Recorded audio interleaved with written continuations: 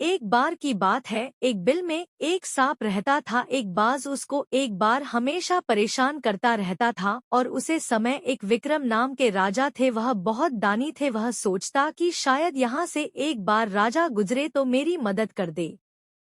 वह वहां से गुजरने वाले से व्यक्तियों से कहता कि कोई विक्रम राजा से कह दे कि आकर मेरी मदद करें।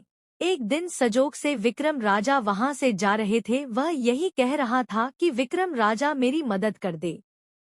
राजा रुक गए। राजा ने कहा कि क्या समस्या है। उसने कहा कि एक बस मुझे परेशान करता है, आप मुझे यहाँ से बाहर निकलिए तब जो है उसे। राजा ने कहा ठीक है, लेकिन उसने कहा अगर मैं यहाँ से चलकर जाऊंगा तो बाद मुझे मार डालेगा। मैं आपके अंदर घुस जाता हूँ, बाद में निकल जाऊंगा। राजा ने कहा ठीक है। फिर राजा कुछ दूर गया जंगल के पास। उन्होंने कहा निकल जाओ। सांप ने कहा मुझे बिल से ज्यादा यहाँ अच्छा लगता है, अब मैं यहाँ से कभी नहीं निकलूंगा। फिर धीरे धीरे उसे सांप का जहर इतना फैला कि राजा को कोढ़ हो गया।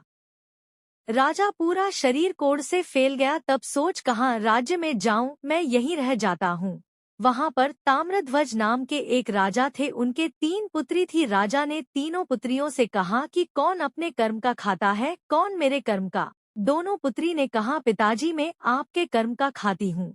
लेकिन चंद्रलेखा थी, उन्होंने कहा कि नहीं पिताजी मैं अपने कर्म का खाती हूँ। राजा को बहुत गुस्सा आया। उसने मंत्रियों से कहा दोनों के लिए राजकुमार और इसके लिए कोई कोढ़ी ही फिर दो। तब उसे समय राजा ने दोनों कन्याओं का विवाह अच्छा और विक्रम उसे समय कोढ़ी थे, उन्होंने विक्रम के साथ उसका विवाह कर दिया। एक दिन संयोग से विक्रम सो रहे थे तो एक दूसरे सांप ने आकर कहा तो कितना स्वार्थी है राजा ने तुझे शरण दी, तू उसी को कष्ट दे रहा है। अगर मेरी बात सुन रहा हो तो राजा को गंगाजल पिला दे तो सांप की मृत्यु हो जाएगी। जो राजा के अंदर सांप था उसने कहा सांप धन के ऊपर कुंडली मार के बैठा है। अगर कोई तुम्हारे ऊपर तेल डाल दे तो जो नीचे धन पड़ा है वह तो मिल जाएगा, तेरी मृत्यु हो जाएगी। या सब उसकी पत्नी चंद्रकांता सुन रही थी। उसने साधु के पास दिल के गंगाजल पिला दिया और वहां पर तेल का डिब्बा डाल दिया जिससे बहुत सारा धन मिला। उसने कहा कि पास में ही